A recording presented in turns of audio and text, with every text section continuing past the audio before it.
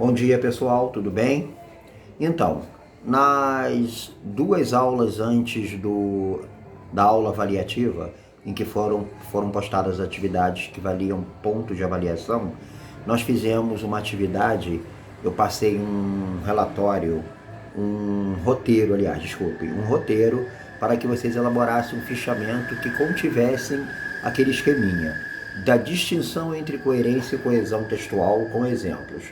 Então, nós vamos fazer na aula de hoje a correção disso aí, tá? Dessa tarefa, para que vocês acertem nos apontamentos de vocês, porque essa matéria já vai servir de base para a próxima avaliação, tá? Então, o que acontece? No número 1, onde eu peço aí a distinção entre coerência e coesão textual. Qual é a diferença básica entre coerência e coesão, né? Muitas pessoas confundem muito. A coerência nada mais é do que o sentido do texto, tá? É a partir das noções de coerência que a gente encara a produção, qualquer que seja, como um texto.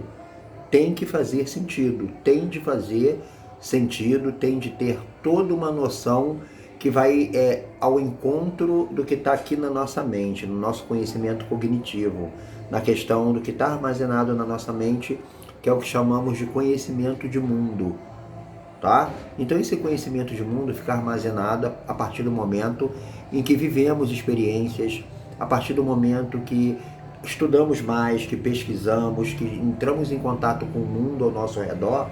Isso vai sendo construído pouco a pouco. Essa questão desse conhecimento fica armazenado na mente, em contato com a vida, com os textos, com todas as situações diárias, tá? Isso é acionado aqui e a gente vê um sentido a partir do que está na nossa mente, a partir do que está ali armazenado, que foi fruto desse conhecimento. E a coesão, ela é mais material, ela trabalha com a questão dos elementos gramaticais que amarram uma parte com a outra dentro do texto, através do uso de pronomes, de advérbios. São marcas linguísticas que o texto possui, que vai conectar um segmento a outro, uma parte a outra. Vai, por exemplo, pegar algo do meio do texto que puxa lá para o início, através de uma conjunção, através de um advérbio, através de um pronome principalmente, tá bom?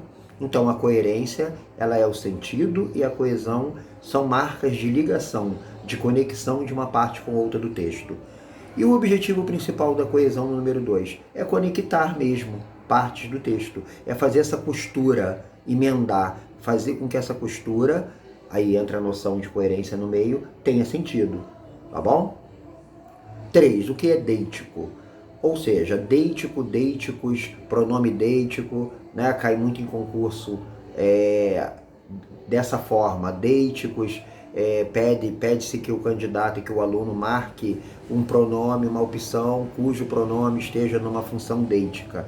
Significa que é o que está ancorado, mas está fora do texto, não está dentro do texto. Então, está ancorado principalmente na situação da comunicação externa, extratextual.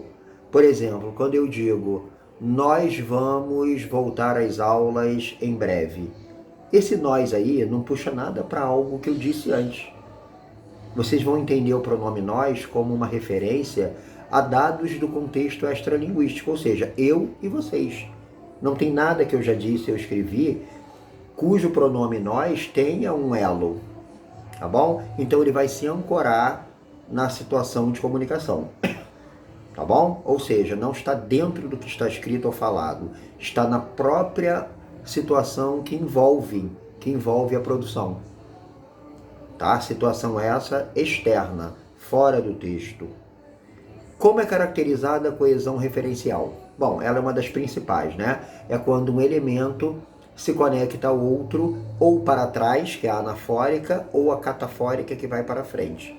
Aquele elemento referencia o outro que já apareceu, para ele não ser repetido. A catafórica é algo que ainda vai aparecer. Uma referência, um esclarecimento de algo que vem mais adiante, tá bom? Como é estabelecida a coesão referencial anafórica? Então, um exemplo, né? O pronome ele As crianças estão viajando, elas só voltarão para o início das aulas. Quem são elas na segunda oração? As crianças, elemento que eu já citei, elemento sujeito da primeira oração e que não precisa reaparecer. Eu tenho o pronome que faz isso. Eu tenho o elemento gramatical linguístico que vai conectar, não é? E a catafórica? Pergunta 6. É o contrário, é quando eu tenho um elemento que aparece de início e que vai ser referenciado depois. Como exemplo aí, tudo naquela cidade me fascinava. O clima, a comida, as pessoas. Então isso tudo aí puxa para o que vem após, tá bom? Então é importante a gente estar sempre estudando e não só lendo o que está na apostila, que o primeiro referencial de vocês é o material teórico, né, que vocês têm, que é a apostila do sistema Eleva. Mas podem e devem consultar outros materiais. Nada é fechado, nada pode ser engessado, tá bom? Não podemos ficar presos só no material. É importante o primeiro ponto, que é o nosso material. Tá? A partir daí a gente expande para outras formas, outras fontes, o ensino atual, né? O mundo caminha para isso. Não podemos ficar para trás, tá bom? Então vocês após essa conferência aí, vocês vão fazer as atividades do livro.